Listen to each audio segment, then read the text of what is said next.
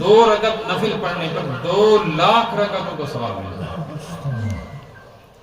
اور 1 مرتبہ پورا قرآن وہاں پڑھو تو 1 لاکھ مرتبہ قرآن پڑھنے کا ثواب ملتا ہے، اور 1 مرتبہ سبحان اللہ کہو تو 1 لاکھ مرتبہ سبحان اللہ، اور 1 روپیہ اللہ کے راستے میں کسی غریب کو دے دو تو 1 لاکھ روپیہ دینے کا پورا ثواب ملتا ہے۔ اتنی برکت والی جگہ کوئی ہوگی؟ سب سے پہلے اللہ نے زمین کے اوپر وہیں اپنا گھر بنایا۔ چوتھے پارے میں اللہ نے فرمایا نَبَّأَ بِيْتُ عَلَى النَّاسِ الَّذِي بِبَكَّةَ، میں نے زمین بنائی سب سے پہلے، انسانوں سے بھی پہلے اور جنوں سے بھی پہلے۔ فرشتوں کو کہا میرا گھر بناؤ، تو کعبہ شریف میں، مکہ شریف میں کعبہ بنایا، وہ اللہ کا گھر ہے، اللہ نے اس کو اپنا گھر کہا۔ حدیث میں آیا 120 رحمتیں روز خانہ کعبہ پر اترتی ہیں، کتنی؟ وہاں سے ساری دنیا میں تقسیم ہوتی ہے۔ جو رحمت کی دعائیں ہم مانگتے ہیں نا، تو ہر بندے کو رحمت ملتی ہے، زمین پر رحمت کی بارش اترتی ہے، بیمار پر رحم ہوتا ہے کہ اس کو شفا ملتی ہے، کمزور پر رحم ہوتا ہے کہ اسے قوت و طاقت ملتی ہے، ذلیل پر رحم ہوتا ہے اسے عزت ملتی ہے، پریشان حال پر رحم ہوتا ہے اس کے مسئلے حل ہوتے ہیں، مقروض پر رحم ہوتا ہے اس کے قرضے ادا ہوتے ہیں، تنگ دست آدمی پر رحم ہوتا ہے اس کے لیے اللہ راستے کھولتے ہیں، بے اولاد کو اولاد دیتے ہیں، بے گھر کو گھر دیتے ہیں۔ ساری دنیا میں جس کو جو راحت ملتی ہے یہ کہاں اترتی ہے؟ خانہ کعبہ پر، وہاں سے تقسیم ہوتی ہے ساری دنیا میں۔ یہ جو ہم اس وقت یہاں بیٹھے ہوئے ہیں نا، ہم نے نماز پڑھی، ہمیں جو رحمت ملی ہے یہ کعبہ شریف سے ہمارے پاس آئی ہے یہاں۔ یہ کیسے آ گئی ہمیں تو نظر نہیں آئی، ایسے آتی ہے۔ آپ کے گاؤں میں راشن ڈپو ہے، راشن گھاٹ ملتا ہے آپ کو، راشن اس پہ کیا ملتا ہے آپ کو؟ چاول، تو وہ آپ کے گاؤں سے اس میں جمع کرتے ہیں، کہاں سے آتا ہے؟ یہ راستہ کون سے نہیں آتا، وہ آتا ہے ہندوستان کی حکومت جمع کرتی ہے پوری ملک سے ذخیرہ اناج، پھر وہ جمع کر کے کشمیر کو، پنجاب کو، اپنے اپنے علاقوں کو بھیجتی ہے۔ پھر سری نگر آئے گا تو سری نگر سے وہ راشن اسلام آباد آئے گا، اسلام آباد سے وہ وائلو آئے گا، وائلو سے پھر یہاں آئے گا، یہاں اگر آپ کے گاؤں میں پہنچے گا پھر آپ کو وہاں سے لینا ہوگا۔ آپ کو لگتا ہے منشی نے مجھے دیا، لیکن اس کے پیچھے کتنی گاڑیاں لگی، کتنے ملازم لگے، یہ ہمارے ذہن میں۔ تو جیسے حکومت پہنچاتی ہے راشن، ایسے اللہ پہنچاتا ہے ہدایت اور رحمت اور برکت فرشتوں کے ذریعے۔ تو میں یہ کہہ رہا تھا جب یہ اتنی برکت والی جگہ ہے تو سب سے مزیدار جگہ کون سی ہونی چاہیے؟ مکہ ہونی چاہیے کہ نہیں؟ لیکن ایسی جگہ ہے کہ پانی وہاں نہیں، درخت کوئی وہاں نہیں، گرمی انتہا درجے کی، رہنے کے حالات نہیں ہیں۔ وہ تو اسلام آیا، خانہ کعبہ کو مرکز بنایا تو لوگ اسلام کی برکت سے جا جا کے وہاں رہنے لگے، اور حضرت ابراہیم علیہ السلام سے پہلے تو وہاں تھا ہی نہیں کوئی، وہاں تو جانور بھی نہیں رہ سکتا۔ آج بھی جو لوگ حج کرنے عمرہ کرنے جاتے ہیں وہ اگر غور کریں تو وہاں کعبہ شریف اور اس کے آس پاس جو علاقہ ہے جہاں ہوٹلیں بنی ہیں، سڑکیں بنی ہیں، اس کے علاوہ خالی کالے پہاڑ ہیں، وہاں بتائیے گی۔ کشمیر تو لوگ گھومنے آتے ہیں، یہاں آب و ہوا ہے، پانی ہے، وہاں کچھ نہیں ہے۔ اگر مزے کی جگہ، رہنے کی جگہ ہوتی تو پھر کون سی ہوتی؟ لیکن وہاں رہنا سب سے مشکل ہے، وہاں رہنا مشکلات سے بھرا ہوا۔ دوسری بات یہ ہے، باپ کی قسم اس لیے کھائی کہ اگر باپ آرام کرے گا تو اولاد بھی کیا کرے گی؟ باپ بھی کے پاس کچھ نہیں ہوگا تو اولاد کو کیا دے گا؟ اسی طرح حضرت آدم علیہ السلام کو اللہ تعالیٰ نے جنت سے بھیجا دنیا میں۔ دنیا میں آئے تو 40 سال مسلسل روتے رہے۔ کتنے سال؟ ایک جگہ ان کو اتارا گیا، ایک جگہ ان کی بیوی حضرت حوا کو اتارا۔ 40 سال ملاقات ہی نہیں ہوئی ایک دوسرے کی۔ 2 ہی آدمی پوری دنیا کے اندر تھے اور دونوں ایک دوسرے کو تلاش کر رہے تھے۔ نہ کوئی گھر، نہ بیٹھنے کی جگہ، نہ کھانے کی جگہ، نہ کوئی کھانا، نہ روٹی، کچھ پتہ نہیں کیسے وہ 40 سال گزارے ہوئے۔ کتنی مشکلات۔ پھر اولاد ہوئی تو بڑے بیٹے نے چھوٹے بیٹے کو قتل کر دیا۔ کیا گزری ہوگی؟ پھر اس کائنات میں اگر کوئی مزے سے رہ سکتا تھا وہ ساری کائنات کے بادشاہ حضرت نبی پاک صلی اللہ علیہ وسلم تھے، لیکن سب سے زیادہ تکلیف کس نے دنیا میں اٹھائی؟ آپ صلی اللہ علیہ وسلم شاید ایسی تکلیفیں میں نے اٹھائی، پہلے نبیوں کو اتنی تکلیف نہیں ہوئی۔ اگر مزے میں کوئی رہ سکتا تو نبی پاک صلی اللہ علیہ وسلم رہے۔ جب وہ بھی تکلیف برداشت کر کے دنیا سے گئے تو اب کون بندہ ہے جو یہاں مزہ کر سکتا ہے؟ یہاں تو ہر کوئی تکلیف ہی میں ہے. بات سمجھ میں آ رہی ہے؟ جب بچے کی پیدائش ہوتی ہے نا تو ماں کی بچے دانی میں اس کو رہنا پڑتا ہے 9 مہینے. اتنی چھوٹی سی جگہ ہوتی ہے کہ ٹانگ بھی نہیں پھیلا سکتا. روشنی نہیں، ہوا نہیں، پانی نہیں، کھانا نہیں، بستر نہیں، کچھ ہوتا ہے وہاں. پھر جب یہ دنیا میں آتا ہے، پیدا ہوتا ہے، مر کے پیدا ہوتا ہے. اس کے آنے سے ماں کے پیدا ہونے سے پہلے بھی تکلیف، پیدا ہوتے وقت بھی تکلیف، پیدا ہونے کے بعد 9 مہینے کس حالت میں ماں کے گزرتے ہیں. بچہ جب قرار پکڑتا ہے نا تو 15-20 دن مہینے کے بعد ماں کو الٹیاں شروع ہو جاتی ہیں، کھانا پینا اس کا رہ جاتا ہے. سختی ہوئی دن آرام ملا. پھر اس کے بعد جب 4 مہینے گزرے اب وزن بڑھ گیا ماں کا. اب نہ اٹھ سکتی ہے سہارے کے بغیر، نہ بیٹھ سکتی. اب کروٹ بھی نہیں بدل سکتی. الٹا سونا چاہے تو نہیں سو سکتی. جلدی سے چل نہیں سکتی کیونکہ پیٹ میں بچہ ہے. 9 مہینے تک یہ حالت. کبھی کوئی تکلیف، کبھی کوئی تکلیف. اس کے بعد کبھی تو آپریشن ہو کے بچہ ہوتا ہے. اور پہلے دایا کے ذریعے سے بچہ ہوتا تھا تو بچے کی پیدائش کے وقت ماں کو اتنی تکلیف ہوتی ہے کہ اس کے 360 ان کے جو جوڑ ہیں نا، کہتے ہیں ہر جوڑ میں اتنا درد ہوتا ہے جتنا زندہ آدمی کو تلوار سے کاٹنے کے بعد. ماشاءاللہ اتنا درد ہوتا ہے ماں کو بچے کی ولادت پر، ماشاءاللہ جو ہمیں یاد نہیں رہتا. پھر جب پیدا ہو جاتا ہے بچہ تو اس کے بعد 2.5 سال 2 سال یہ حالت ہوتی ہے، نہ اس کو سکون سے کھانا ملتا نہ سونا ملتا. سونے لگی تو بچہ رو گیا تو بیٹھ گیا. کھانا کھانے لگی تو بچے نے پیشاب کیا، کھانا چھوڑ دیا. کچھ کام کرنے لگی تو بچے نے رونا شروع کر دیا، کام چھوڑ دیا. کہیں جانا ہے تو اکیلی نہیں جا سکتی، بچے کا بوجھ اٹھایا ہوگا. چھوٹے بچے کو عام طور پہ ماں ہی اٹھا کے رکھتی ہے. پھر اتنا ہی نہیں، سینے کا دودھ جو پلا رہی ہے وہ دودھ نہیں ہے، وہ اصل میں اس کی ہڈیوں سے نکلنے والا رس اور خون ہے جس کو دودھ کی شکل اللہ نے دی ہے. تو 2 سال تک اس کی جگر کا خون پیتا ہے. پھر نہلانا دہلانا 10 سال تک تو یہ ناز نخرے برداشت کرنا. تو ماں کو بچے کے پیدا ہونے سے آرام ملا کہ سختی ہوئی. اور آج کل کی اولاد تو پھر بڑے ہو کے نئی سختی پیدا کرتے ہیں. گالی گلوچ، مار دھاڑ، شور شغب، ہنگامہ، بدتمیزی، بات کرتے کرتے چپ کرا دینا. اب تو یہ پھر بندہ جب پیدا ہوتا ہے خود پریشان، پیدا ہوتے ہی رونے لگ جاتا ہے بچہ. کبھی بھوک کی وجہ سے، کبھی پیاس کی وجہ سے، کبھی کسی چیز نے کاٹا ہے تو کہہ نہیں سکتا ماں کو کسی نے کاٹا ہے مجھے، تب رو رہا ہے. نیند اکھڑ گئی تب رو رہا ہے. گرمی لگی تب، سردی لگی تب، پیٹ میں درد ہے تب. بتا بھی نہیں سکتا کسی کو کہ مجھے مسئلہ کیا ہے. روتا ہے تو ماں دودھ دیتی ہے، چپ نہیں کرتا. ماں پیٹ پہ ہاتھ لگاتی ہے، پیٹ نرم ہے، اس میں بھی درد نہیں. ڈاکٹر کے پاس جاتی ہے، اس کو بھی سمجھ میں نہیں آتی، پین کلر دوا دے کر چپ کراتا ہے. ذرا سا ماں نے کچھ کھایا تو بچے کا پیٹ خراب ہو گیا، کہیں قبض ہو گیا، کہیں پیشاب خراب ہو گیا. ذرا سا کچھ کھا لیا دودھ خراب ہوا تو الٹیاں شروع ہو گئی. تو بچے کو تکلیفیں شروع ہوئی کہ نہیں ہوئی؟ پھر ذرا سا بڑا ہوا، اب چلنے لگا تو کبھی گر گیا، کبھی کہیں زخم لگا، کبھی کہیں. 4 سال 5 سال کا ہوا تو اب تو 3 ہی سال کا، سکول بھیج دیا. 5 کلو کو وزن اٹھا دیا. 4 کلو کا بچہ ہے، وزن کتنے میں؟ 5 کلو. تو مزدور والی زندگی شروع ہوئی کہ نہیں ہوئی؟ مزدور خود ہوتا ہے 50-60 کلو کا، آدمی 70 کلو کا، وزن اٹھاتا ہے 30-40 کلو. بچہ ہوتا ہے 4 کلو کا، بیگ کا وزن ہوتا ہے 5 کلو. تو مزدور ہی ہوا نا. پھر اس کے بعد گرمی سردی شروع ہو گئی، اس کے مسائل شروع ہو گئے. کبھی بیماری، کبھی تکلیف، کبھی ڈانٹ، کبھی ڈپٹ، کبھی فیل ہو گیا، کبھی نمبر کم ہو گئے، کبھی کسی نے کچھ کہہ دیا، کبھی گھر میں مشکلات پیدا ہو گئی. پھر شادی ہوئی تو نئی مصیبتیں.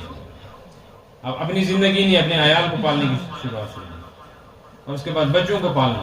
یہی سلسلہ چلتا رہتا ہے. اور بڑھاپے میں ایسی حالت ہو جاتی ہے کہ آدمی اٹھنے کے لائق نہیں رہتا، پانی کا گلاس نہیں پی سکتا. جو لوگوں کو ایسے بازو کر کر کے دکھاتا تھا نا کہ تم مجھے جانتے ہو، اس کی حالت یہ ہے کہ وہ اپنے ہاتھ سے پانی کا گلاس نہیں پی سکتا. بسترے پہ پڑا ہوتا تو گھر والے چمچ سے منہ میں روٹی ڈالتے. کھانا نہیں کھا سکتا، ٹھنڈا نہیں کھا سکتا، گرم نہیں کھا سکتا. اور پھر جب موت آتی ہے اللہ اکبر، اب نئی تکلیف شروع ہو گئی کہ موت کی اپنی ایک تکلیف۔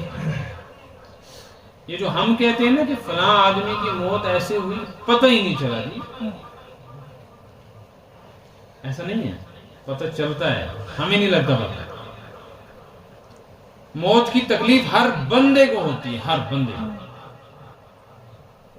ہر بندے کو کیا، ولیوں کو ہوتی ہے جی، نبیوں کو بھی تکلیف ہوتی ہے موت کی۔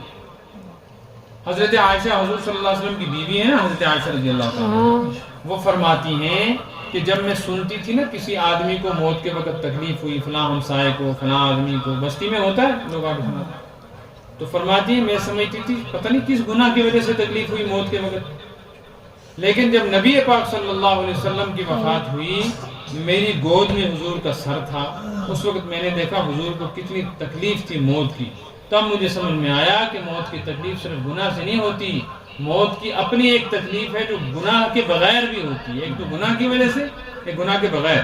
اس کو آپ ایسے سمجھو، آج کل انجیکشن کرتے ہیں تو گلوکوز کی بوتل لگاتے ہیں، ایک سوئی لگاتے ہیں، انجو کیپ کہتے ہیں اس کو، اس پہ پٹی لگاتے ہیں چپکانے کی، بار بار سوئی لگانا مشکل ہوتا ہے، تو 2 3 4 گلوکوز کی بوتلیں بننی ہوتی تو سوئی لگا کر اوپر سے ٹیپ لگا دیتے، دیکھا آپ نے، تاکہ یہ سوئی ہلے نہیں، پھر ایک بوتل ختم ہوئی اس کو نکالا تو دوسری لگا دی تو تکلیف نہیں ہوتی۔ جب یہ ٹھیک ہو جاتا ہے، اس کی سوئی نکالنی ہوتی ہے نا، اس پٹی اٹھاتے ہیں تو تکلیف ہوتی ہے کہ نہیں ہوتی؟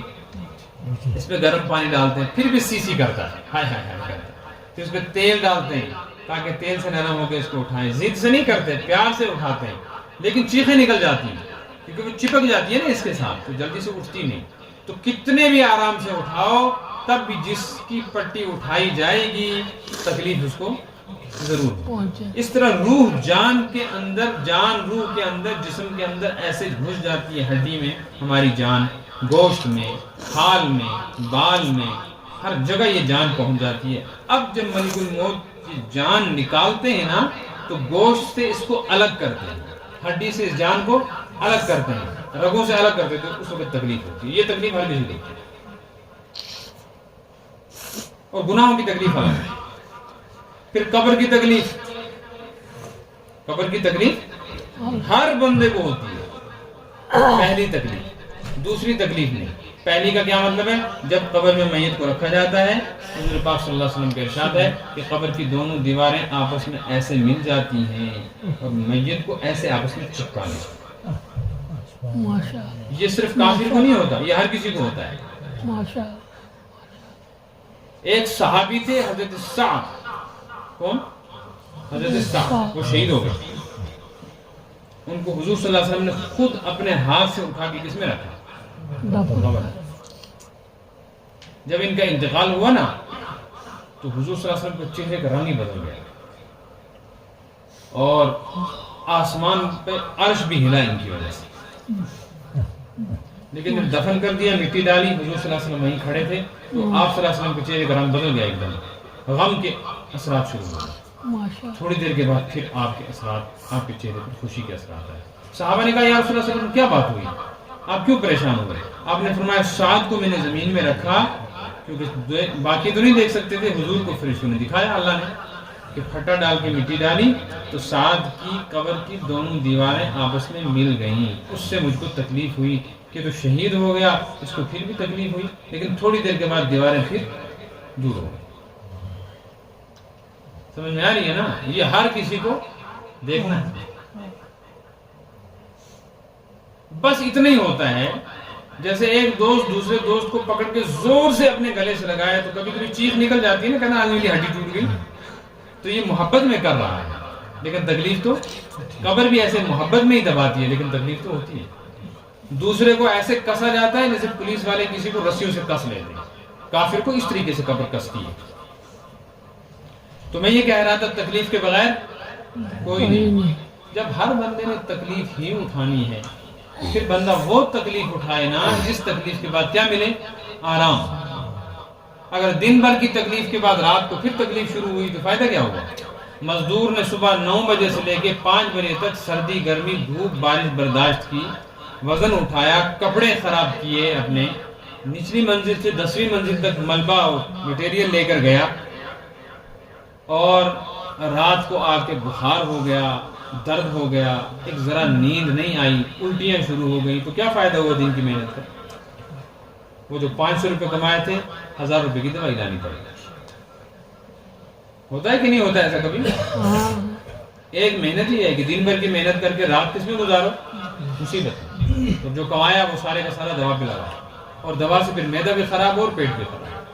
دوسری تکلیف یہ ہے کہ بندہ وہ تکلیف اٹھائے، دن بھر مزدوری محنت کرے، لیکن رات کو اپنے عیال کو اپنے 500 روپے میں کھلائے اور مزے کی نیند کرے۔ تو کون سی بہتر ہے؟ کون سی محنت؟ وہ محنت جس کے بعد کیا ملے؟ دنیا میں بندہ وہ محنت کرے نا جس محنت کے بعد قبر میں آرام مل جائے، اور اگر یہاں خوب محنت کرنے کے بعد وہاں پھنس گیا تو کیا فائدہ ہوگا؟ جب تکلیف ہی برداشت کرنی ہے تو وہ تکلیف برداشت کرو جس تکلیف کے بعد قبر کی رات میں آرام ملے۔ اور اگر دنیا میں تکلیفیں برداشت کی، محنت، مزدوری، مشقت، ملازمت، دکان، تجارت، زراعت، اونچ نیچ کیا، لوٹ مار کی، الٹا سیدھا کیا، سختیاں برداشت کی، تانے برداشت کیے، گناہ جمع کیے، اور قبر میں جا کے پھر پھنس گیا تو نہ دنیا میں آرام ملا نہ قبر میں آرام ملا، تو زندگی کیا فائدہ کیا ہے؟ آئیے بات سمجھ میں۔ اس لیے میرے بزرگ اور دوستو، ہر بندہ مشقت میں اور تکلیف میں اللہ نے پیدا کیا، اور ضرورتیں انسان کے ساتھ لگی ہوئی ہیں۔ بس اتنا سمجھنا ہے کون سی ضرورت ایسی ہے جس کے نہ ہونے سے، جس چیز کے نہ ہونے سے میرا گزارا ہو سکتا ہے، کون سی چیز ایسی ہے جس کے نہ ہونے سے اور زیادہ مشکلات پیدا ہو سکتی ہیں۔ بات سمجھ میں آ رہی ہے؟ بس یہ پہچان، اتنی سی بات ہے۔ ایک ضرورت ہے ہماری زمین کے اوپر، اور ایک ضرورت ہے ہماری زمین کے قبر میں جائیں گے نا، زمین کے نیچے وہاں بھی ضرورت ہے، اور جب تک دنیا میں زمین کے اوپر ہے یہاں بھی ہماری ایک ضرورت ہے۔ دنیا کی زندگی ہے 60 سال، 70 سال، 80 سال، تو ضرورت بھی کتنے سال ہے؟ اور قبر کی زندگی کتنی لمبی ہے؟ کوئی حساب ہے؟ آپ کے جو قبرستان ہے 500-500 سال پرانے لوگ یہاں دفن ہوں گے، لیکن ان کی ابھی بھی وہ زندگی قبر والی ختم، اور ہم بھی اب آ گئے دنیا میں، تو ہم نے بھی مرنا ہے، تو قیامت تو ابھی بہت دور ہے، قیامت بہت دور ہے دنیا کی گنتی کے اعتبار سے، پتہ نہیں سینکڑوں سال کے، ہزاروں سال قبر میں رہنا۔ تو ایک ضرورت وہ ہے جو 60 سال 70 سال کی، اگر یہ دنیاوی ضرورت کا سامان کسی کے پاس نہ ہو، مشکل میں اس کی زندگی گزرے گی، لیکن گزر جائے گی، لیکن سہارے سے گزر جائے گی۔ مثال کے طور پر ایک آدمی اندھا ہے، نابینا ہے، آرام سے زندگی گزارے گا؟ مشکل سے گزارے گا، لیکن بہرحال اس نے کہاں جانا ہے، امریکہ افریقہ آپ دیکھنے کے لیے، اپنا گھر مسجد دائیں بائیں، پھر عادی بھی ہو جاتا ہے، ہاتھ پکڑ کے بھی لوگ اس کو چلاتے ہیں، تو 50 سال 70 سال کی زندگی اس کی گزر جائے۔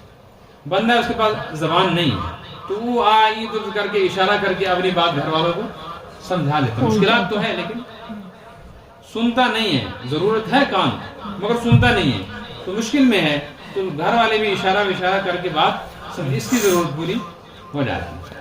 کمائی کچھ نہیں ہے تو مزدوری کر کے اپنا گھر چلا رہا ہے، ہاتھ پیر نہیں ہے، مزدوری نہیں کر سکتا، تو کوئی گھر والا ہی سہارا دے کر ویل چیئر وغیرہ پہ کسی نہ کسی طریقے سے کرسی پر بٹھا کے زندگی اس کی گزر جائے۔ بات سمجھ میں آ رہی ہے؟ مشکل تو ہوگی لیکن گزر جائے گی سہارے وہارے سے۔ دوسری ضرورت وہ ہے کہ جس کے نہ ہونے سے پریشانی ہوگی لیکن وہ مل سکتی ہے۔ مثلا دوائی کی ضرورت ہے، پیسہ ہے نہیں تو قرض لے لو، اور قرض بھی نہیں ہے تو بھیک مانگ لو۔ ایک بندہ یہاں اس وقت آ جائے آپ کی مسجد کے دروازے پر کہے کہ میں مسلمان نہیں ہوں، اللہ بچائے، سکھ ہوں، ہندو ہوں، تو میں غریب ہوں، پردیسی ہوں، میں آپ کے گاؤں میں پھنس گیا ہوں، مجھے رات کی جگہ دے دو، کھانا دے دو، کہ آپ کیا کہو گے؟ آپ دو گے کہ نہیں دو؟ یا یہ کہو گے تو سکھ ہے تجھے کھانا نہیں دیتے، پانی نہیں دیتے؟ وہ کہیں گے بھائی کوئی مسئلہ نہیں ہے، آ جا تو بھی بیٹھ جائیں، حمام میں بیٹھ جا، ہم بات سنتے ہیں، کھانا بھی ملے گا۔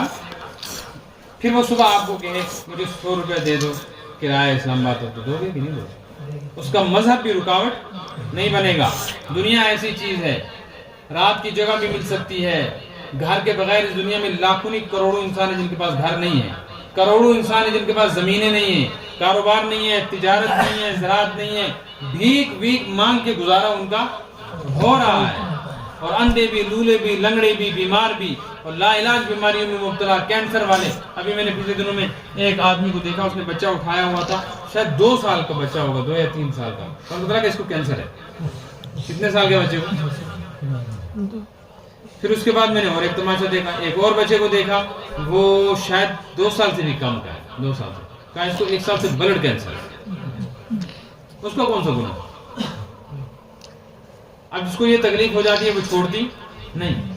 تو بہرحال بچوں بڑوں کو سب کو لگی ہے تکلیف. اس طرح کے لوگ بھی اپنی زندگی گزارتے لیکن میرے بزرگوں دوستو، ایک زمانہ اور آنے والا ہے جہاں پھر ہمیں کچھ چیزوں کی ضرورت ہے. وہ ہے موت کے بعد کی ضرورت، قبر کی ضرورت، میدان محشر کی ضرورت. اگر وہاں کوئی چیز کم پڑ گئی تو وہاں بھیک مانگ کر بھی نہیں ملے گی. وہاں قرآن کہتا ہے کہ قیامت کے دن جب میدان محشر میں لوگ جمع ہوں گے تو 3 طرح کے لوگ ہوں گے. کتنے؟ ایک تو پہلے وہ ہوں گے جن سے کوئی پوچھا ہی نہیں جائے گا، ان سے کوئی لمبا چوڑا حساب کتاب، ان کو کہتے تم جا جہنم میں، ہے ہی نہیں تمہارے پاس کچھ کرنا ہی کیا. کافر تو اسی طریقے سے کہاں جائیں گے، ان سے نماز کا، روزے کا، زکوٰۃ کا، حج کا کوئی حساب کتاب، کیونکہ ان کے پاس ایمان ہی نہیں. تو ان کو صرف یہ پوچھا جائے گا تم مسلمان کیوں نہیں بنے. اسی پر جو کچھ ہوگا ان کے ساتھ اس کے کام بھیجیں گے جہنم میں. دوسرے رہ گئے جن کو جنت میں جانا ہے، ان کے 3 حصے ہوں گے. ایک جماعت وہ ہوگی، ان سے کہا جائے گا تم وزن کراؤ، تمہاری نیکیاں برابر ہیں گناہ کے، یا کم ہیں یا زیادہ. قرآن پاک میں آیا ہے نا، کس کا وزن کریں گے؟ نیکی اور گناہ. تو وہاں جا کر ایک طرف نیکیاں رکھی جائیں گی، ایک طرف گناہ. جس کی ایک نیکی زیادہ ہو گئی، کتنی؟ صرف ایک چھوٹی سی نیکی، سبحان اللہ الحمدللہ ہی زیادہ نکلے، اس کو کہا جائے گا جاؤ جنت میں. 49 گناہ نکلے، 51 کیا نکل گئی؟ یعنی 50 سے ایک کم ہے گناہ اور 50 سے ایک زیادہ ہے نیکی، تو اس کی نیکی زیادہ ہے. اما من ثقلت موازینہ فهو فی عیشۃ راضیہ، جس کا وزن ذرا سا بھی بڑھ گیا نا وہ مزے کرے گا، وہ جل کرے گا. واما من خفت موازینہ، لیکن جس کا ایک گناہ زیادہ ہو گیا، کوئی بہت بڑا گناہ نہیں، ایسے کیلے کا چھلکا پھینک دیا تھا راستے کے اوپر، اس پر کسی کا پیر پھسل گیا، یہ بھی ایک گناہ ہے. قبلے کی طرف منہ کر کے تھوک دیا، دھیان نہیں دیا، یہ بھی کیا ہے؟ گناہ ہے.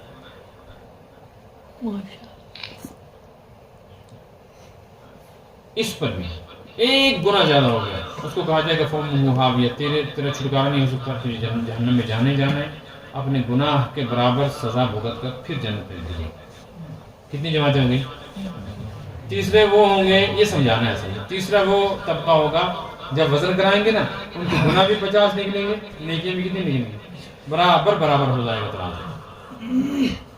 ان کو فرشتے کہیں گے تمہارا گناہ زیادہ نہیں ہے بلکہ نیکی کے برابر ہے، اس لیے ہم تمہیں جہنم میں نہیں بھیجتے، مگر جنت میں بھی تم نہیں جا سکتے، کیونکہ جنت میں جانے کے لیے نیکی کا زیادہ ہونا تمہارے برابر ہے. اب تم ایک کام کرو، کہیں سے ایک نیکی لے جاؤ.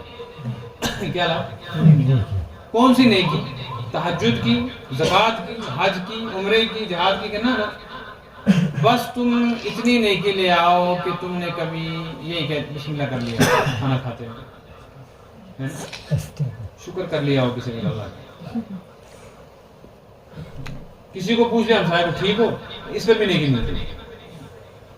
سمجھ آ گئی؟ اس پر بھی نیکی ملتی. جیب میں چابی رکھی ہے، اس میں، کس جیب میں؟ اس میں، اور دھیان نہیں رہا، جیب میں ہاتھ ڈالا، اوہ یہاں تو چابی ہے نہیں، پھر ہاتھ نکالنا پڑا، پھر ڈالنا پڑا اس میں. یہ جو چھوٹی سی تکلیف ہوئی نا، اس پر بھی کیا ملتی ہے؟ نیکی. نہیں اتنی کوئی نیکی لے کر آپ تجھے نیکی جوڑتے ہیں، اس کے ساتھ تجھے کہاں بھیجیں گے؟ تو وہ کہے گا کوئی مسئلہ نہیں ہے، چھوٹی سی نیکی لانی ہے نا، تو میرے تو بڑے تعلقات ہیں، ابھی لاتا ہے. دوڑے گا میدان محشر میں تو سب سے پہلے اس کی نظر پڑے گی بھائی پہ. کس پہ؟ قرآن میں ہے یہ. بھائی کو جا کر سلام کلام کرے گا، کہے گا تو مر گیا تھا، میں تیری بات منا، یا میں پہلے مر گیا تو بعد میں مرا، تو ہمیں تو ملاقات نہیں ہوئی، شکر ہے ملاقات ہو گئی. پورا یاد آئے گا، جیسے بچڑے میں ملتے ہیں نا، ایسے سب یاد آئے گا، بچپنا، باتیں، گھر بات. تو بھائی کو کہے گا بھائی اصل میں تجھ سے ملنے کی اس وقت ایک خاص وجہ ہے، تو ہم جنت میں جا ہی رہے ہیں، وہاں ملاقات ہوگی، تو میں نے وزن کرایا تھا، مجھے ایک نیکی کم ہونے کی وجہ سے روکا گیا ہے، تو ایک نیکی مجھے چاہیے، کوئی بہت بڑی نیکی نہیں مجھے چاہیے. تو کبھی بیٹھ کر اٹھا ہو تو نہیں کیا ہوگا بسم اللہ وہی نیکی دے دے. یا راستے چلتے چلتے کوئی پتھر تو نے پیر سے ہٹا دیا ہوگا اس پر جو نیکی ملی وہی دے دے. کوئی بہت بڑی نیکی نہیں. کہے گا میں نہیں دے سکتا. کیا کہے گا؟ تو یہ اس کو یاد دلائے گا, کہے گا تو میرا بھائی ہے, تیری اور میری ماں ایک, جس پیٹ میں 9 مہینے تو رہا میں بھی 9 مہینے رہا, جس چھاتی سے تو نے دودھ پیا میں نے بھی پیا, بچپنا ساتھ گزرا, باپ کے مکان کے 2 حصے ہوئے, آدھا تیرا آدھا میرا, تیری شادی پر میں نے بھانگڑا مچایا, میری شادی پر تو ناچتا کودتا رہا, تجھے کچھ ہوتا تو میں کھڑا ہو جاتا تھا, مجھے کچھ ہوتا تھا تو کھڑا ہو جاتا تھا. ایک ماں باپ کی اولاد ہو کر تو اتنی آج کر رہا ہے میرے ساتھ زیادتی, کوئی بڑی نیکی تھوڑی مانگ رہا ہوں. قرآن کہتا ہے یفر المرء من اخیہ, وہ اس کو دیکھ کر بھاگ جائے گا کہ میرے پاس کوئی نیکی نہیں, میں خود پھنسنے والا ہوں, تجھے کیا دوں, تو جہنم میں جاتا جا. اس کا دل ٹوٹے گا. اس کی نظر اچانک پڑے گی ماں پر, بس خوش ہو جائے گا, یار مسئلہ حل ہو گیا. یہ کہتی تھی بیٹا اگر تجھے کچھ ہوگا میں مر جاؤں, تیرے بغیر میں زندہ. مجھے سر میں درد ہوتا تو ماں پوری رات جاگتی تھی. جا کر سلام کرام کر کے اماں کے گلے مل کے کہے گا اماں مجھے فرشتوں نے روک دیا, وہ کہتے ہیں ایک نیکی دے دے, تو ایک کوئی چھوٹی سی نیکی دے دے, آج بیٹا تیرا جہنم میں چلا جائے گا, اس سے بچے, کم از کم جنت میں جائے. قرآن کہتا ہے وہ یفر المرء من اخیہ و امہ, وہ کہے گی میں تجھے جانتی نہیں ہوں, تو کیسا بیٹا, مجھے اپنی پڑی ہوئی ہے, تجھے کیا میں دوں. وہ کہے گا مجھے بھیک دے, بھیک. کیا دے؟ بھیک میں مانگتا ہوں, بھیک. ماں کی نہیں دے سکتا. اب کیا گزرے گی اس کو, پھر اس کی نظر پڑے گی کس پر؟ بیوی پر. بس اب خوش ہو جائے گا. بیوی کو کہا کر سلام کر کے کہے گا یاد ہے تیرے گھر میں 10 گاڑیاں لائی تھی برات کی, اور سونا کتنا دیا, تو چاندی کتنی دی, تیرے نال دفنے برداشت کی. تو کہتی تھی مجھے پینڈل لا کر دے, تو پینڈل لا کر دیا. سینڈل کہتی تو سینڈل لا کر دی. تو نے مجھے کہا باتھ روموں میں لگا ٹائل, تو میں نے وہاں تک لگایا تیری خوشی. آج میں پھنس گیا ہوں, ایک نیکی چاہیے, بڑی نیکیاں کی, ساری زندگی کما کے کمر میری ٹیڑھی ہوگی, کھلائے پلائے تجھے, تو آج مجھے دے کچھ. وہ کہیں گے میری شادی نہیں ہوئی تھی تو کہتے سے میرے شور نکلا, میرے پاس کچھ نہیں. یوم یفر المرء من اخیہ, بھائی بھاگے گا, وہ امی ماں بھاگے گی, وہ صاحبتی بیوی بھاگے گی, وہ بنی, پھر یہ جا کر اپنی اولاد کے سامنے ہاتھ پھیلائے گا کہ ایک نیکی لے لیا. بچے اور بچیاں کہیں گے ہمارے پاس کچھ نہیں ہے, بابا تو جہنم میں جاتا ہے, جا, ہم تجھے کچھ نہیں دے سکتے. بات سمجھ میں آئی؟ یہ قرآن میں آیا ہے. اس سے پتہ چلا ایک ضرورت جو ہے نا قبر زمین کے نیچے کی, اگر وہاں کچھ کمی رہ گئی تو بھیک مانگ کر بھی نہیں ملے. تو اصل ضرورت کون سی ہے بتا؟ وہاں کیا چیز ضرورت آئے گی یہ نہ آپ کو پتا تھا نہ مجھے پتا تھا. اللہ فرماتے ہیں ھذا القرآن یہدی للتی ہی اقوم, ہم نے قرآن بھیجا یہ بتا رہا ہے تمہیں ضرورت کیا ہے, وہاں کی ضرورت پوری کیسے ہوگی. اب جس بندے کو قرآن سے تعلق ہوگا اس کے مسئلے حل ہوں گے, جس کو قرآن سے تعلق نہیں ہوگا اس کو کوئی مسئلہ حل نہیں ہوگا. حدیث میں ھذا کتاب اللہ, قرآن اللہ کی کتاب ہے, دنیا کی کوئی اخبار. هو الفصل, یہ اللہ کی طرف سے ایک فیصلہ ہے کہ جو اس کے ساتھ جیسا تعلق رکھے گا اللہ اس کے ساتھ ایسا معاملہ کرے گا. لیس بالہزل, کھیل تماشا نہیں ہے, یہ کوئی کھیل تماشا نہیں ہے. موبائل کے اندر کوئی چیز آئی اس کو اوپر کر دیا, کسی کو نیچے کر دیا, کسی کو دیکھا کسی کو نہیں دیکھا, یہ نہیں ہے. یہ قرآن ہے, اس کو دیکھنا ہی دیکھنا ہے, پڑھنا ہی پڑھنا ہے, سیکھنا ہی سیکھنا ہے, کرنا ہی کرنا ہے. اگر یہ نہیں کیا تو منزل پر نہیں. اللہ نے اس دنیا کے اندر انسان کو کئی راستے دے رکھے ہیں. کتنے راستے؟ بے شمار, بے شمار راستے. ان راستوں میں سے صرف ایک راستہ ہے جو انسان کو جنت میں لے جائے. ہمارے بابا حضرت آدم کہاں سے دنیا میں آئے تھے؟ جنت سے نا. جنت سے اگر دنیا میں آئے تھے تو اصل جگہ کون سی تھی؟ تو باپ کی پراپرٹی بیٹے کے لیے وراثت بنتی ہے کہ نہیں بنتی؟ بنتی ہے نا. تو ہماری اصل پراپرٹی کون سی ہے؟ جنت. لوٹ کر بیٹا باپ ہی کے گھر جائے گا نا. تو ہم دنیا میں آئے, واپس کہاں جانا؟ کہاں جانا کہ جہنم میں جانا؟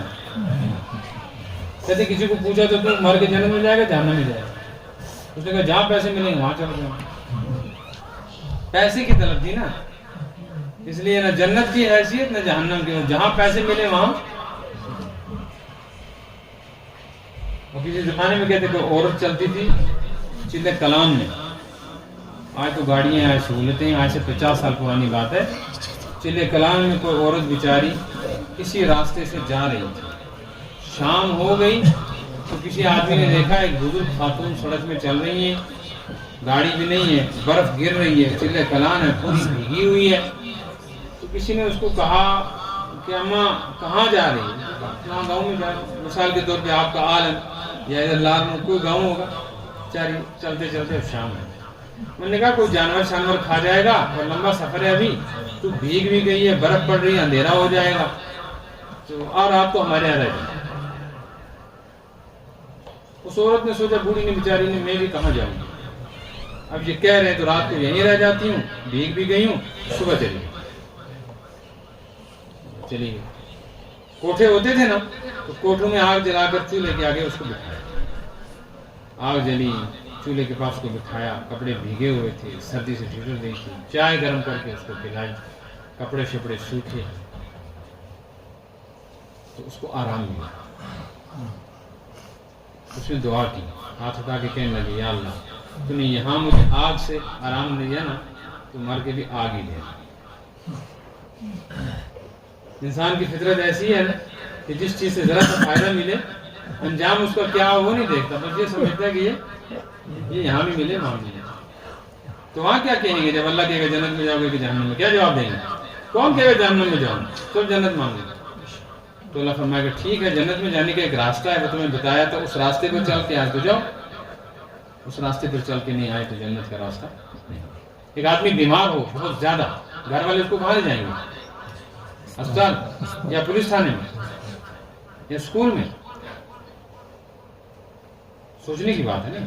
بیمار کو گاڑی میں بٹھا کر کہاں لے جا رہے ہیں؟ اس کو ڈی سی آفس لے جاؤ، ایس پی صاحب کے پاس لے جاؤ، اس کو سری نگر کے کسی بڑے پارک میں لے جاؤ، ہوٹل میں لے جاؤ، شہر کے بڑے سکول میں لے جاؤ، ٹھیک ہو جائے گا. اس کی ضرورت کیا ہے؟ اسپتال. ہم اس دنیا میں آئے ہیں تو ہم دنیا میں سفر کر رہے ہیں. جنت میں جانے کا ایک ہی راستہ ہے، باقی سارے راستے کہاں جا رہے ہیں؟ جہنم کی طرف. تو وہ راستہ کون سا ہے؟ قرآن کہتے ہیں نہاد القرآن یہدی للتی ہی اقوم. وہ راستہ قرآن بتائے گا. وہ کون بتائے گا؟ قرآن. اگر قرآن کے ساتھ تعلق نہیں رکھا تو کیا ہوگا؟ وہ بھی قرآن نے بتایا. فرمایا قال الرسول، قیامت کے دن لوگ جب میدان محشر میں آئیں گے تو میدان محشر میں اللہ تعالیٰ سے نبی پاک صلی اللہ علیہ وسلم کہیں گے. کون کہے گا؟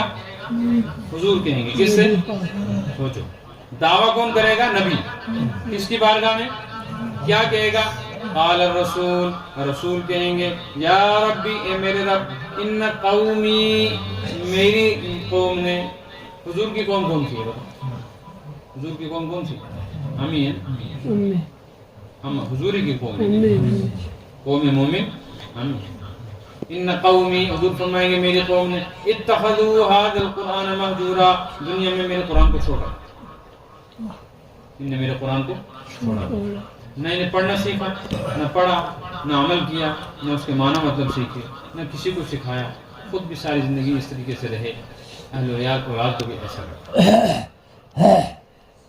تو اس پر پکڑ کر جب پھر نتیجہ سامنے آئے گا نا کہ اس جرم پر کیا سزا لگی، تو قرآن کہتا ہے یعض الظالم علی یدیہ. آپ نے دیکھا ہوگا جب کوئی ہم بڑی بری خبر سنتے ہیں نا، فلاں جگہ ایکسیڈنٹ ہو گیا، فلاں جوان کا انتقال ہو گیا، فلاں گھر میں چوری ہوگی، افسوس میں لوگ ایسے کرتے ہیں نا، ہائے ہائے ہائے کرتے ہیں ایسے. انگلی کس کے نیچے دباتے ہیں؟ کاٹتا ہے کوئی، کس نے دباتا ہے؟ کاٹتا کوئی نہیں. بڑے ہوشیار ہیں لوگ، انگلی کاٹتا ہاں، زور سے دباتے بھی نہیں کہ لگے، ایسے کرتے ہیں دکھانے کے لیے. ہاں ہاں کرتے ہیں. یہ دنیا کا حال ہے، بڑی مصیبت میں اتنا ہی کرتے ہیں. قیامت کے دن پتہ کیا ہوگا؟ 19ویں پارے میں اللہ فرماتا ہے یعض الظالم علی یدیہ. جنہوں نے قرآن سے تعلق نہیں رکھا ہوگا وہ اپنا ہاتھ، کیا؟ انگلی نہیں، ہاتھ. اور آپ کو پتہ ہے قرآن کی زبان میں ہاتھ کس کو کہتے ہیں؟ ہم تو اس کو ہاتھ کہتے ہیں نا، یہ کیا ہے؟ ہاتھ. قرآن میں اس کو ہاتھ نہیں کہتے. قرآن کی زبان میں ہاف کا مطلب ہے یہاں سے لے کے یہاں تک جتنا ہم وضو میں دھوتے ہیں، اس کو کیا قرآن کیا کہتا ہے؟ اس کو قرآن یہاں سے لے کے یہاں تک یہ جو جگہ ہے اس کو قرآن کیا کہتا ہے؟ ہاتھ۔ قرآن میں وَامْسَحُوا أَيْدِيكُمْ فَاغْسِلُوا وُجُوهَكُمْ وَأَيْدِيكُمْ، اپنے ہاتھ دھو وضو میں، کہاں تک دھوتے ہیں؟ خون سمیت دھوتے ہیں۔ قرآن کہتے ہیں یعض الظالم علی یدیہ، اس وقت جن کا تعلق دنیا میں قرآن کے ساتھ نہیں رہا ہوگا نا، وہ انگلی نہیں ہاتھ کو منہ میں رکھ کر کاٹیں گے، چبائیں گے، اور پورا یعض کا مطلب ہے کاٹ کے ٹکڑے کر دینا، کاٹ کاٹ کے پھینکتے رہیں گے اور چبائیں گے، اور چبا کر جہاں تک چبا لیں گے اپنا ہاتھ، اور خون نکل رہا ہوگا، گوشت کٹ کٹ کے گر رہا ہوگا، لیکن اس کو ہوش ہی نہیں ہوگا میں کیا کروں۔ یہ تو میدان محشر میں۔ اس لیے میرے بزرگ اور دوستو، زندگی وہ ہے جو قرآن کے ساتھ ہے، اور قرآن نہیں ملا ساری کائنات ملی تو سمجھو کچھ نہیں ملا۔ قرآن مل گیا کچھ بھی نہیں ملا اور تو سمجھو ساری کائنات مل گئی۔ بات سمجھ میں آ رہی ہے؟ اس لیے قرآن کے ساتھ جڑنا ہے، اپنے اہل و عیال کو قرآن کے ساتھ جوڑنا ہے۔ جن لوگوں کو قرآن پاک پڑھنا آتا ہے وہ آج سے نیت کرو کہ کوئی دن آج کے بعد ایسا نہیں گزرے گا جو بغیر قرآن پڑھے گزرے۔ کرو ارادہ انشاءاللہ۔ صبح اٹھتے ہیں ہم، رات کو سوتے ہیں ہم، اور 24 گھنٹے جو گزرتے ہیں نا ہمارے 24، جیسے مثال کے طور پر اس وقت بجنے والے ہیں 9، اس وقت 9 بجے سے کل کے 9 بجے تک کتنے گھنٹے ہیں؟ 24 گھنٹے۔ دن رات میں کتنے ہوتے ہیں؟ اور ہر گھنٹے میں ہوتے ہیں 60 منٹ، تو 24 کو 60 سے ضرب دو تو بنتا ہے 1440۔ 1440 منٹ ہوتے ہیں کس میں؟ ایک دن دار میں۔ 1000 منٹ نہیں، 400 منٹ نہیں، 200 منٹ نہیں، 100 منٹ نہیں، 40 منٹ روزانہ قرآن کو دے دو۔ 1400 منٹ اپنے کاموں میں لگاؤ، 40 منٹ کس کو دے دو؟ قرآن کو دے دو۔ آپ 40 منٹ روزانہ قرآن کو دو، موت کے وقت قبر میں رکھنے سے لے کے قیامت تک 40,000 سال تک قرآن آپ کو چھوڑے گا نہیں، ساتھ رہے گا قبر میں۔ 40 منٹ تو دو، بات سمجھ میں آ رہی ہے؟ 40 منٹ دو۔ حدیث شریف میں آیا ہے کہ قبر میں عذاب جب آتا ہے نا میت کی طرف، عذاب جب آتا ہے پیروں کی طرف سے، سر کی طرف سے، دائیں دیوار کی طرف سے، بائیں دیوار کی طرف سے عذاب آتا ہے، کس پر حملہ کرتا ہے؟ آگ آتی ہے جہنم کی، تو قرآن روکتا ہے اس کو، صدقہ روکتا ہے اس کو۔ اس لیے ارادہ کرو انشاءاللہ روزانہ قرآن پڑھو۔ کون پڑھے گا؟ جس نے سیکھا ہوگا۔ جس نے سیکھا نہیں وہ کیا کرے گا؟ وہ فیس بک چلائے گا، نہیں وہ سیکھے گا، سیکھنا پڑے گا۔ امام صاحب ہیں نا یہاں، تو جب آپ کے بچوں کو سکھا سکتے ہیں آپ کو نہیں سکھا سکتے، تو یہ کہو امام صاحب کو کیا تنخواہ دیتے ہیں؟ آپ امام صاحب کو کیا تنخواہ دیتے ہیں؟ کچھ ہے پتہ؟ وہ پتہ ہوگا کمیٹی کو۔ کتنی دیتے؟ 10,000۔ 10,000 کس چیز کے دیتے ہو بتاؤ؟ بس یہی نماز قرآن حاصل کرنے کا، نماز پڑھنے میں۔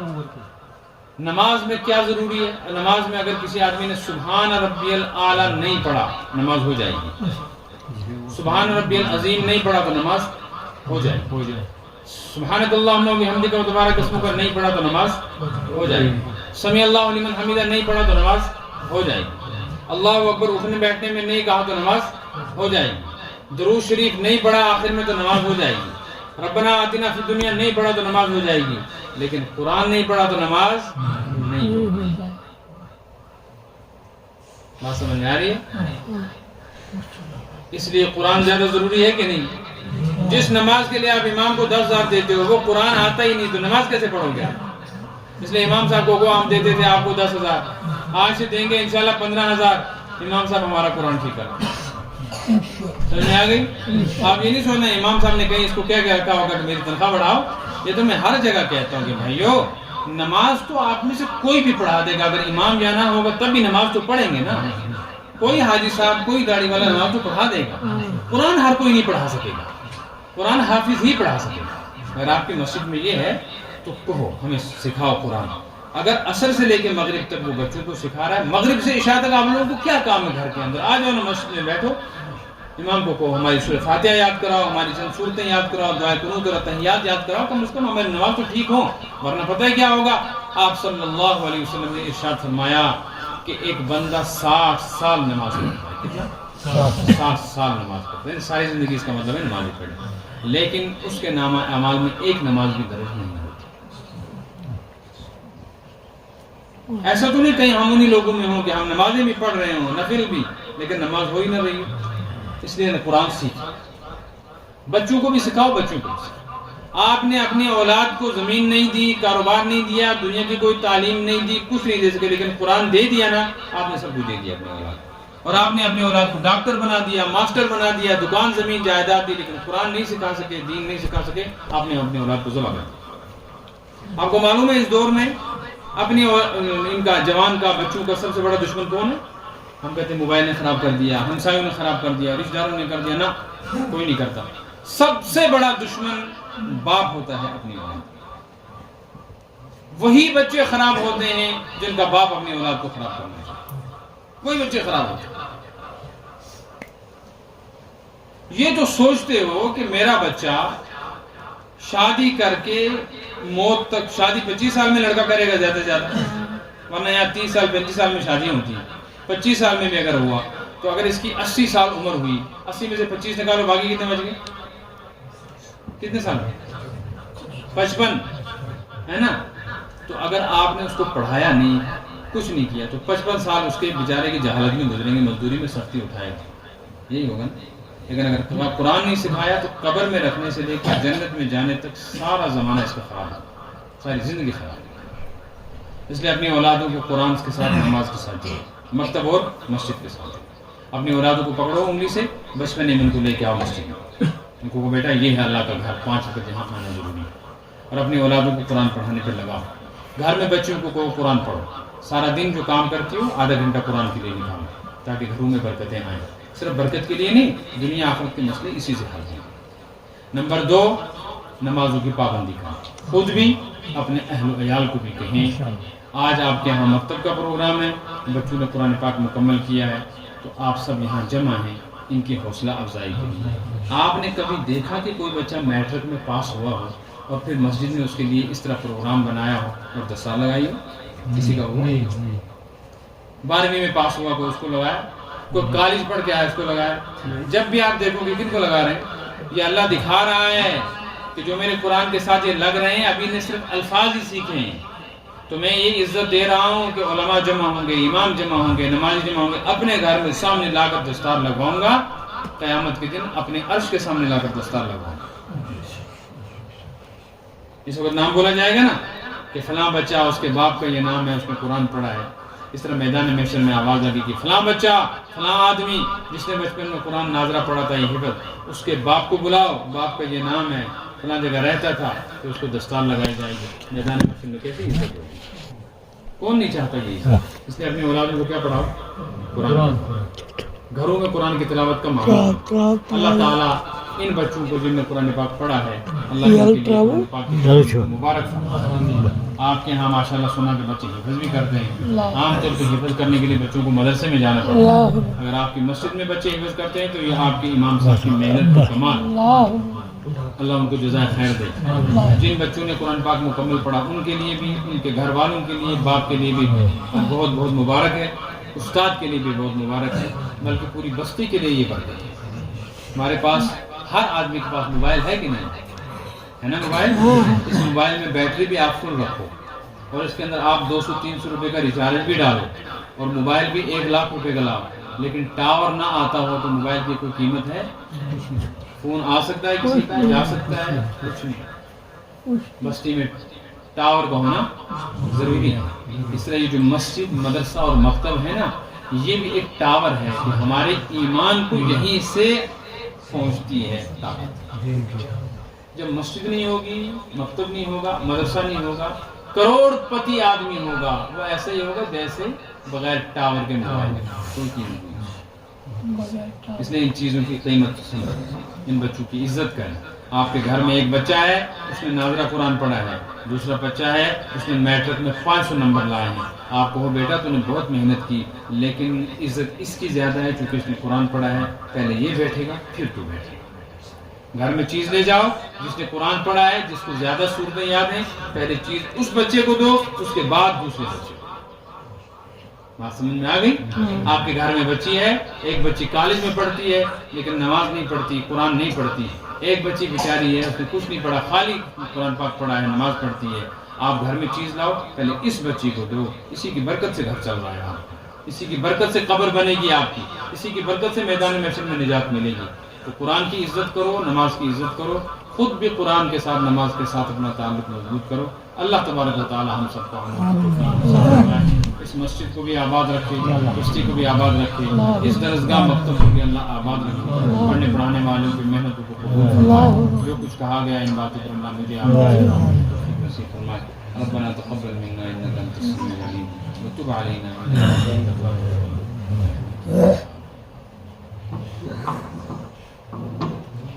جزاک اللہ خیر، احسن الجزاک۔ آپ حضرات نے تشریف رکھی، یہاں سنا، پوری مجلس میں جڑے رہے، آپ کا بھی شکریہ، اور مفتی صاحب کا تہہ دل سے کہ وہ تشریف لائے۔ اور اختتام میں اب جن بچوں نے اس سال کے اندر ناظرہ قرآن پاک مکمل کیا ہے، جو بچے حفظ کرتے ہیں، حفظ کے مکمل پہ ان کی دستار بندی ہوتی ہے اور سند ان کو بیٹھک سنانے کے بعد دی جاتی ہے۔ تو اب چونکہ جن بچوں نے ناظرہ قرآن پاک کرنا ہے اور جنہوں نے ناظرہ قرآن پاک مکمل کیا، ان کو حوصلہ افزائی کے طور پر سند دی جاتی ہے تاکہ باقی بچوں کے اندر بھی شوق پیدا ہو۔ تو آج کی مجلس بھی اسی عنوان سے رکھی گئی تھی کہ اس سال کے اندر جن بچوں نے قرآن پاک کو مکمل ناظرہ پڑھا ہے ان کے لیے سندیں بھی ہیں، اور سند تقسیم کے بعد انشاءاللہ دعا بھی ہوگی۔ میری گزارش رہے گی جو علماء کرام یہاں تشریف لائے ہیں، مولانا فردوس صاحب ہیں، حافظ جلیل صاحب ہیں، ان کا مدرسہ چل رہا ہے ادھر اچھو کے اندر، اور حافظ اسماعیل صاحب ہیں، ان سے میری گزارش رہے گی یہ آگے تشریف لائیں۔ ماسٹر جمیل صاحب ہیں، اپنے بابرکت ہاتھوں سے ان بچوں کو یہ سندیں جو ہیں انہیں دیں۔